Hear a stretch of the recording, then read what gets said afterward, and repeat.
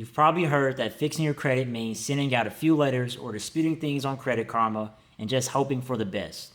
But the truth is, that approach is why most people fail. And if you want results that actually last, deletions, score improvements, and real approvals, you need to understand what the credit bureaus don't want you to know. They're not required to prove something is accurate unless you make them. Here's what you're going to walk away with today. A simple framework that makes your disputes sound more effective without sounding angry, desperate, or generic. How to spot actual errors on your credit report, not just obvious stuff, but the kind that 90% of people miss. The laws that back you up and how to cite them the right way. And most importantly, what to do if the bureaus don't fix the mistake. Because this isn't just about sending letters and crossing your fingers. It's about learning how to challenge the system the smart way.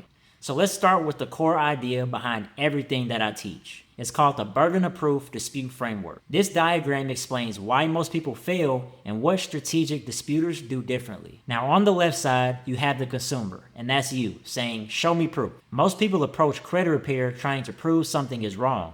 But the truth is, you don't have access to the creditor's internal record, so proving an error can feel impossible. But here's the smarter move. Instead of trying to prove that they're wrong, just flip it. You become the one asking questions like, is this account accurate? Is it current?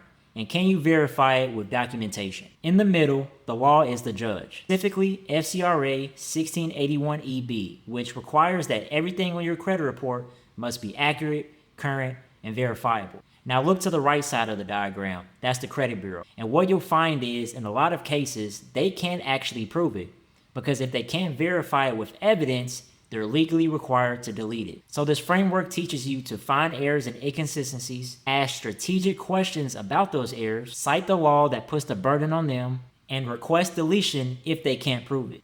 That's how you stop pleading and start leveraging the law. So what exactly counts as an error? There are 3 things that you're going to be looking for. First, is it accurate? Are the dates, balances, and details correct? Second, is it current? Is it still being updated or is it outdated and stale? And third, is it verifiable? Can they actually prove it with documentation? Most people think that an account has to be not mine to be disputable, but a lot of errors are smaller things like wrong dates, missing fields, and inconsistent statuses. And the more detailed you're questioning, the more pressure you place on them to prove it. And this is one of the biggest mistakes that I see.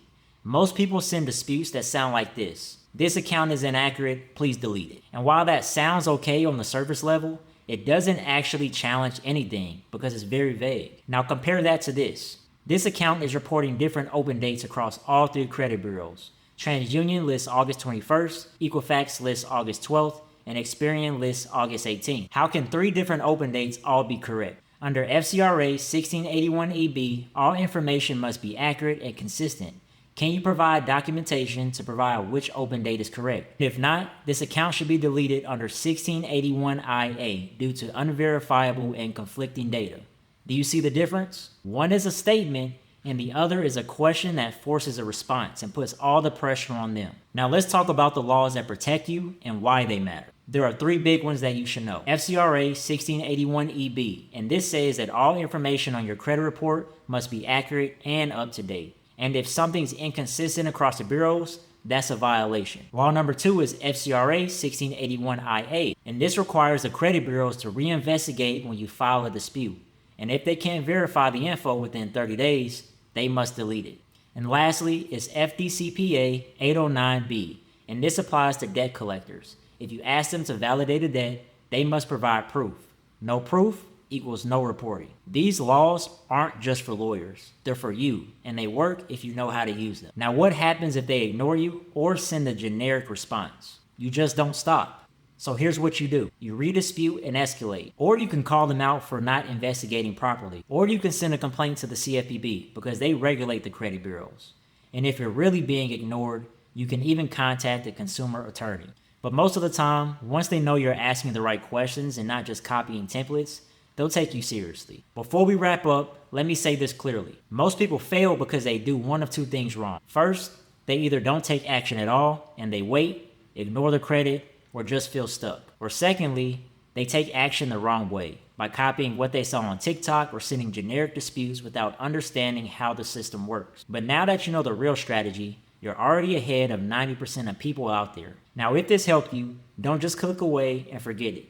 Drop a comment below and let me know what your biggest takeaway was or what questions you still have.